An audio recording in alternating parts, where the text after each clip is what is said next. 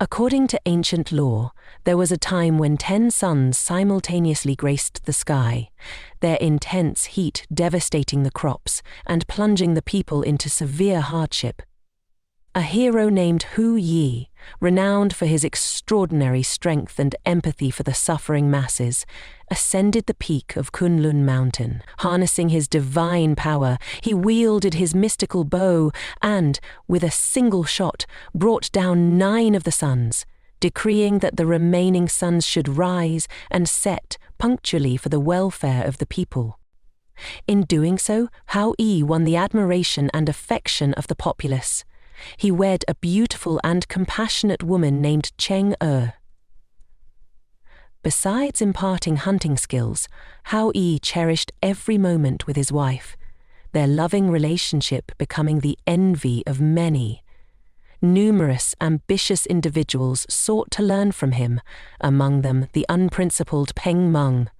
One day, during a visit to friends on Kunlun Mountain, Hou Yi crossed paths with the Queen Mother of the West. He requested a dose of the elixir of immortality from her, a potion rumored to grant immediate ascension to heaven and eternal life.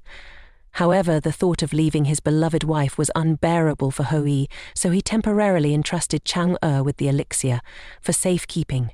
Chang concealed the elixir in a treasure box on her dressing table, but the deceitful Peng Meng spotted it, coveting the elixir to attain immortality for himself. 3 days later, while Hou Yi led his disciples on a hunting expedition, the cunning Peng Meng feigned illness and stayed behind.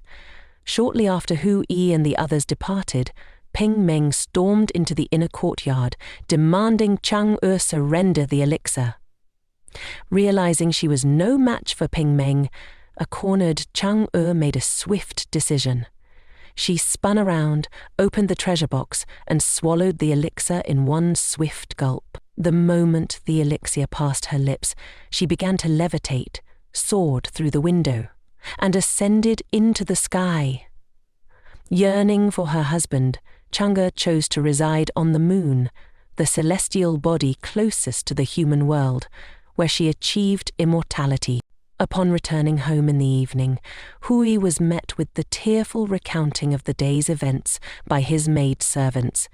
He was struck with a mix of shock and fury, unsheathing his sword to slay the villain, but Peng Meng had already made his escape. Overwhelmed with rage, Hou Yi pounded his chest, in grief, gazing up at the night sky and calling out his wife's name. To his astonishment, he noticed the moon was unusually bright and clear, and a swaying silhouette resembling Chang was visible. He desperately pursued the moon, but no matter how fervently he chased, the moon continued to recede from him. Feeling powerless and yearning for his wife, Hou Yi sent someone to Chang's favorite garden to set up an incense altar. He offered her favorite sweet fruits, praying to the moon for his beloved Chang. Upon hearing the news of Chang's ascension to the moon, the people also erected incense altars under the moonlight, praying for good fortune and peace from the benevolent Chang. In jump that point forward, the tradition of moon worship during the Mid-Autumn festival became widespread among the people.